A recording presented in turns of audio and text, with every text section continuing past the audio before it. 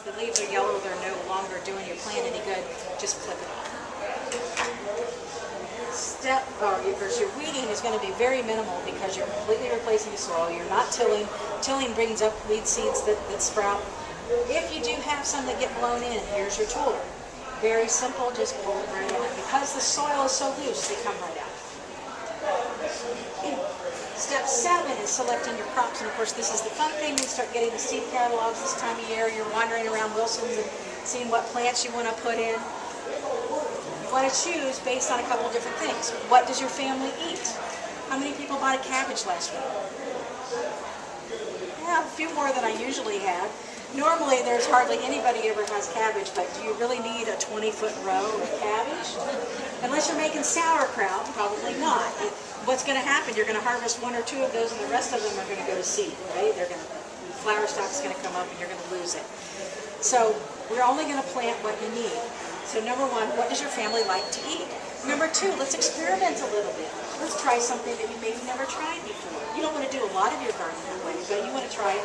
That's what's one of the great things about a home garden. You can try the heirloom tomatoes. You can try the purple carrots or the blue potatoes. You know, all of these kinds of things. So you can experiment a little bit. Do a theme garden. Do a salsa garden. Do a tomato sauce garden. You know, all kinds of fun things like that. And the last thing to keep in mind when you're selecting your crops is choose what makes sense in a square foot garden. For example, zucchini. We love zucchini. Everybody has to plant it. It takes 9 square feet. Is that a good use of your square foot garden? There are other squashes that taste just as good that only take 2 square feet, and you trellis them. Tomatoes are the same way. Determinate tomatoes grow huge. They take 9 square feet, and indeterminate tomatoes only take 1, and you trellis. So think about what makes sense in a square foot garden and plant, you know, your 16 squares in a different crop. There are a few exceptions to that. One are fruits, like strawberries and berries. You want to dedicate a box to your garden.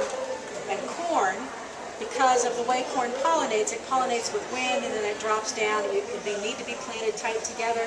You have to plant a whole 4x4 for sweet corn. Personally, I don't think it's a good use of the square foot garden, and there's a lot of people that are growing sweet corn that you can get it pretty fresh. I'm just going to buy it from the sweet corn farmer, but there is nothing like fresh sweet corn that you've picked and eaten, 10 minutes after you pick it. It's also good raw if you've never tried raw sweet corn. Step 8 is plant. You're only going to plant what you need. You're not going to plant a whole packet of seeds. So Mel can't, again, he can't leave anything to chance, so he decided to count how many seeds there are in a lettuce packet. Anybody have any idea? 90? 300. There were over 1,000 lettuce seeds in a square foot garden. Yes. Now, I don't care if you're a family of rabbits, you're not going to use 1,000 lettuce plants in a season, right? So what do you do with the rest of those seeds? You can save them. You share them, or you can save them. Roll them down, put a paper clip on it, put it in your refrigerator. Put it in a plastic bag or glass jar. Put it in your refrigerator, and those seeds will be viable for 5 to 10 years. Now, the seed companies don't like us to say that, but they will be viable. Share with your friends. So think about what I'm saying to you. The soil mix is only the first time. Your garden box is only the first year. Your seeds are really only the first year, and they're going to last you for a long time. After your first year, everything else is profit, so to speak, right? Everything else is savings. Now, a friend of mine, her first year of square foot gardening, spent $150 on supplies and building her boxes, saved $250 in groceries by growing her own. The second year, that was 100% savings because she had everything saved. Now, she had to add more boxes because this is addictive. Now, it doesn't matter whether you're planting seeds or whether you're planting bedding plants. There's a principle behind, depending on the size of the plant, you're going to plant 1, 4, 9, or 16 per square foot. And that depends on the size of the plant. For example, your big plants, broccoli, cauliflower, Brussels sprouts, tomatoes are 1 per square foot. Your little tiny plants, your carrots, radishes, onions, are 16 per square foot. Green beans is the one that floors me. Bush green beans are 9 per square foot. If it's not in the book, and the way you determine your distance is you look on the back of the packet, and where it says thin 2, 2 inches apart, 4 inches apart, 6 inches apart. Then you're thinking that's what it is in the row, but it's also the other way. So think about, so thin 2, 4 inches apart is 9 per square foot. Thin 2, 6 inches apart is 4 per square foot.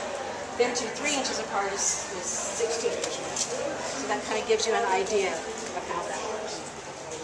Step 9 is water. Because the plants are so close together, it's real important that you don't water overhead because that moisture will stay there and it's going to cause fungal disease. Presenters, you have about 2 minutes underneath. We're to almost wrap done. things up until you get a Step chance to 10 is rest your harvest. voice. This is the best part, of course. We love the harvest part. You go back to the process.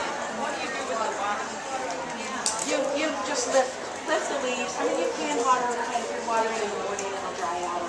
But you want to water underneath the leaves. Yeah. Or so you could do it on the soil itself. Yes. Underneath. Yeah. Not completely underneath. Yes. Between the plant and the soil. You could do a drip irrigation if you really want to get fancy, or Mel recommends a bucket of water that's been warmed by the sun, and you take a cup and you just use it that way. We don't have an outside spigot right now because it's broken, so I run my kids. Go fill this milk jug. Go fill this milk jug. Go back again. They're like, yes. Rain barrels are one of the most ideal things. Collect it, and then you can hook up a hose to that. You want to harvest. Remember we said when you harvest, then you add a couple troutfuls of compost and replant. And you always have this succession planting. At the end of the season, add more compost to get you ready for the spring. This will compact down and water.